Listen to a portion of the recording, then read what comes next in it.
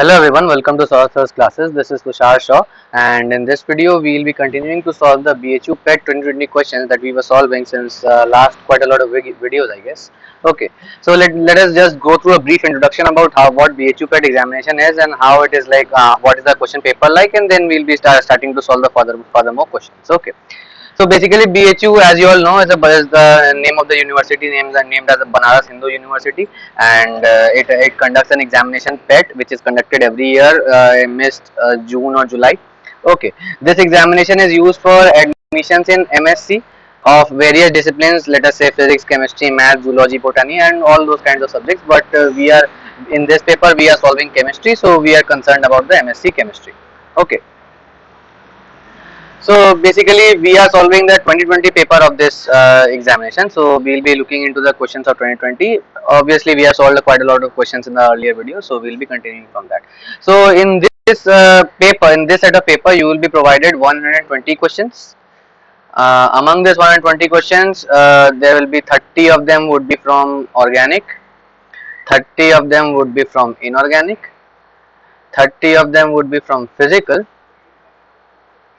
and another 30 would be of practical and analytical chemistry. Practical or analytical. Okay. So like it is a very good distribution of marks, because not marks basically the questions, because all the basically we in any other exams we normally consider the inorganic and the practical and analytical chemistry to be the same part, and we divide the questions accordingly. But in this case they have given 30 another set of questions for just the analytical and practical chemistry, which is a good thing. Okay, and for solving this 120 questions you will be provided 2 hours, which in comparison to the other standard examinations is extremely low, because like for example, let us say IIT JAM, they have 60 questions, and for solving 60 questions you will be given 3 hours. Okay, so you can just compare the difficulty of question that it will be given in the BHU exam. So that is one thing, and another thing that I would like to mention is, for each and every correct answer that you make, you will be awarded 2 marks, and each and every wrong question will for every wrong question, half marks will be deducted from you, from the total score. Okay, so this is basically the overall the question pattern about how BHU PET the examination works. So now let us move on to solving our questions, and after solving we will be solving quite a lot of questions in this video. Okay, so we solved up till question number 33 in the last video. So let us start from question number 24. So question number 24 says that polymers that get softened on heating and hardened on cooling are called. Okay, so let us firstly discuss what is a polymer. Okay, so let me give you a like extremely brief example. So let us say we have n number of ethylene molecules. Okay, we have n number of ethylene molecules. This under temperature, pressure, and certain amount of catalyst. There are many catalysts available. I am not mentioning all of them. So in certain amount of catalyst, what would happen is these n number of ethylene would be joined adjacently so as to give a a very long chain molecule having a molecular mass of almost around probably thousands or lakhs or even millions. Okay, so we represent the this big chain as like this. Okay, so this n represents that this is basically the monomer, as we have taken ethylene molecule, the CH2 bond CH2, and this monomer is there n times in the whole molecule. Okay, like it is extended to quite a lot of length, and you can obviously expect that you can see that the mass of CH2 double bond CH2. So we have two carbons over here, so 24 plus 4 hydrogens, which is 28. So 28 is the molecular mass of just ethylene, and for this polymer which is formed after the reaction, this has a mass of almost thousands or even millions. Okay, thousands, maybe millions. So because this has a huge mass, so therefore we can conclude the fact that many ethylene molecules are co-joined with the breaking of this double bond. Okay, so this is basically what is what we define it as a polymer. Okay, now polymer are of different types, and all different types of polymers are stated in the options, so we will be discussing them one by one. Okay. Now the polymer, in the question asks that the type of polymer which on heating gets hardened and cooled on and again hardened on cooling, that type of polymer is basically we all know it as the option B, which says the thermoplastic polymer. Okay,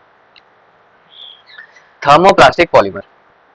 So let me tell you an interesting fact about thermoplastic polymers. It is that thermoplastics obviously when heated it will become soft. It will soften, and if you again cool the thermoplastic after being heated, it will again harden. So basically, it is a reversible process.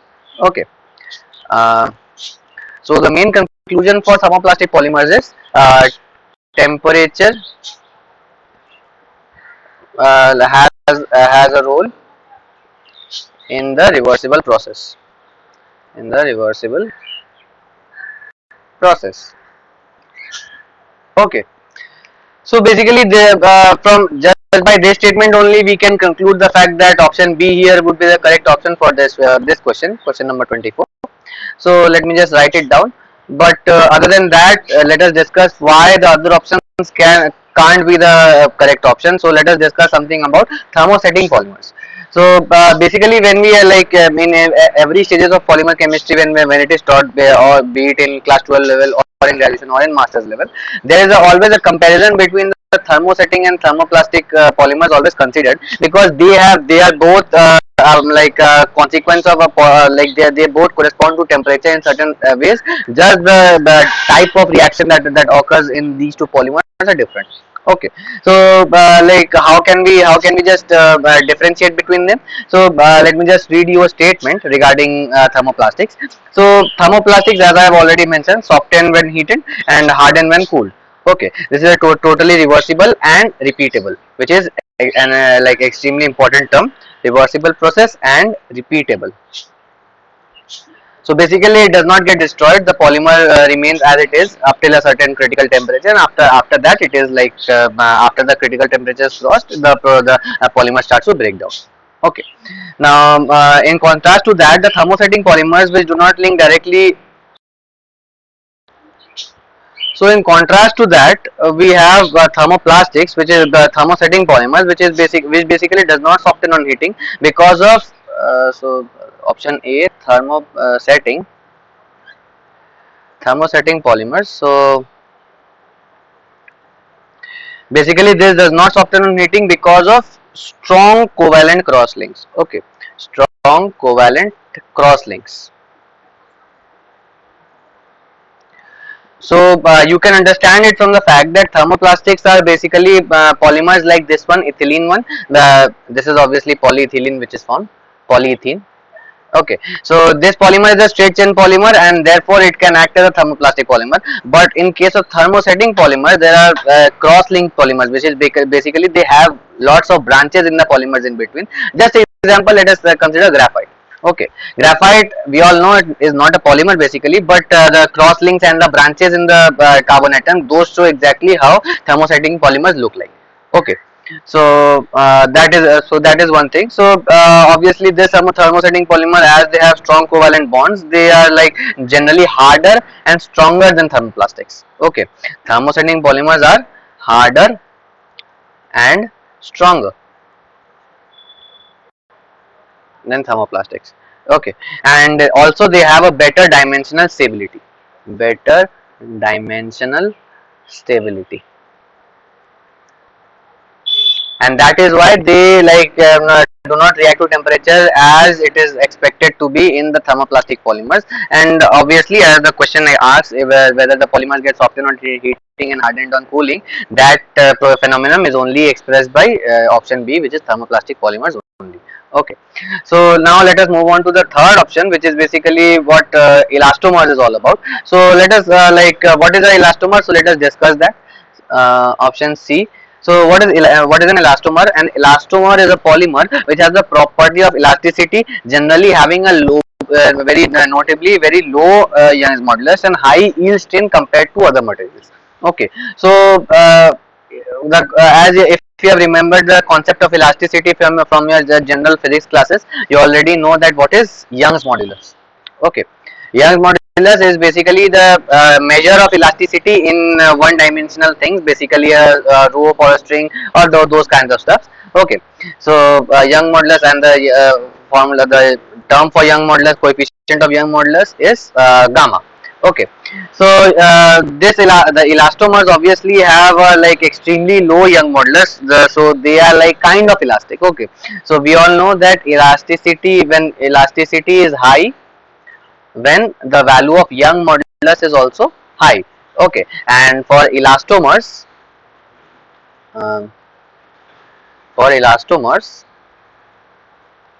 the value of Young modulus is extremely low. Okay, so they kind of act as an like a elastic polymer, but like the level of elasticity is extremely low in that case. Okay, and that is why like, and the most important property of temperature regarding to the elastopolymers is that like elastomers are basically extremely reactive to temperature. Okay, you might just think of a rubber band.